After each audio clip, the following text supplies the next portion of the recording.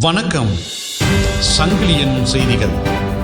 இந்திய தேர்தல் சம்பந்தமான ஒரு விசேட செய்தி. நான் செய்தியாளர் எஸ். கலாதேவன்.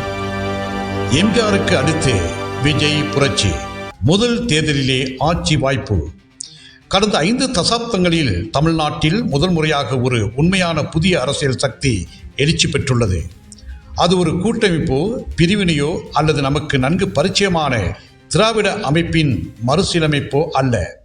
மாறாக அது அந்த அமைப்பை குலைப்பதற்கு மிக நெருக்கமான ஒன்றாகும். கடைசியாக இது பெரிய அளவில் நிகழ்ந்தது.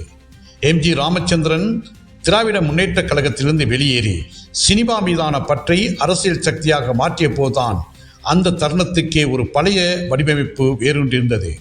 சி.என். அண்ணாதுரையும் திராவிட முன்னேற்றக் கழகமும் ஏற்கனவே பல 10 ஆண்டுகளாக நாடகத்தையும் சினிமாவையும் வெகுஜன அரசியல் தகவல் தொடர்பு கருவியாக மாற்றி திரை சாராளமாக அரசியல் பேசும் ஒரு அமைப்பை உருவாக்கின்றனர்.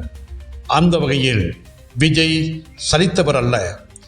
இன்று தமிழ்நாட்டையே ஒரு முதலமைச்சர் பதவியிலே அமரப்போகின்ற ஒரு வாய்ப்பு அவருக்கு ஏற்படுத்தி கொடுக்கப்பட்டிருக்கின்றது. எனவே பொறுத்திருந்து பார்ப்போம்.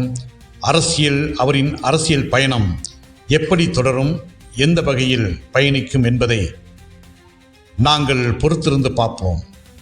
இலங்கையிலிருந்து செய்தியாளர் எஸ். கலாதேவன். நன்றி, வணக்கம்.